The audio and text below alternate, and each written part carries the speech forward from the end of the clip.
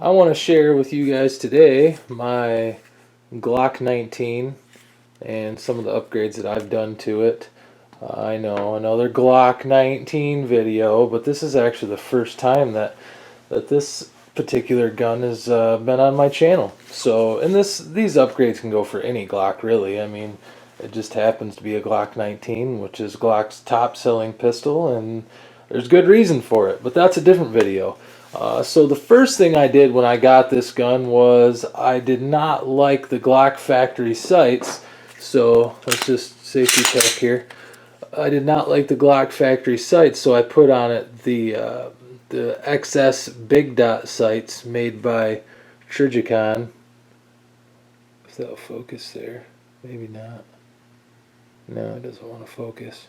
Trijicon. And these are night sights. They do have a reticle in them that glows. And how these work is just as you see right there. Dot the eye. If you dot the eye like that, that's the sight picture, and that's when you pull the trigger. So that was the first thing that I did. Less than $100 on Amazon. I'm not going to do a video showing you how to install them because there's lots of videos out there that show you how to do that. Basically, the front sight just pulls out. This back sight, you just drift it out with a soft punch, and it comes with instructions. But anyway, the next thing I did was I changed this piece out and just put that skull in there because I thought it was kind of cool. Cheap, Amazon, $9.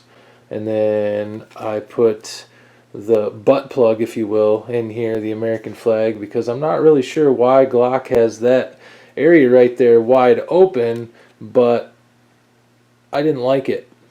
Now, one thing I will warn you of is if you this is a Gen 4 Glock 19, and it comes with different back straps. It comes with a larger back strap, a smaller back strap, and then a beaver tail larger and a beaver tail smaller. It comes out here. Some guys have problem with getting a high grip on the pistol, and then this comes back, the slide comes back and bites them. So the beaver tail, like kind of a 1911 style, prevents that. It lets you get a high grip on the gun without getting bit by the slide. I don't have that problem. I have a lot of clearance.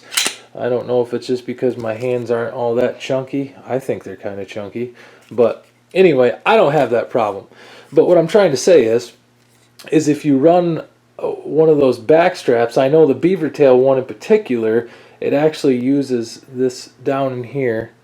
There's a little spot right there. It clips in right there. So when you clip that in, you cannot run these plugs. Just a little side note. Just to let you guys know, I do like the back strap. It's because it's embedded with Glock right there. It says Glock, and I like that. But I get a better grip without it, so I'm just rolling it with no back strap on it. And the last thing that I did is the Gen 4. I did not like I like the stippling and all that, but it was kind of rough on my hand. I mean, I'm not trying to be a sissy, but it was a little bit rough on my hand. So I took some sandpaper to it and I sanded it down a little bit, and I still didn't like that. I'm not a real big fan of Hogue grips or anything like that. And then I was watching a YouTube video, I can't remember who it was, and this is just a bicycle inner tube, a Ranger band if you will, and you cut it to length and stretch it over and it becomes a grip.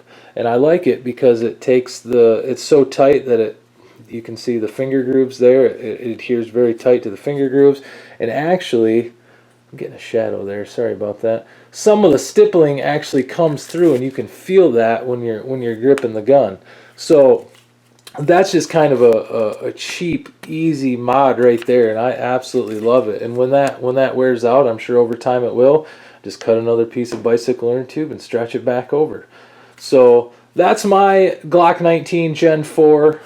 These mods would work for any Glock out there, you know, but this just happens to be a 19. So thanks for tuning in, and subscribe to the channel, and I'm going to get more videos coming. Thank you.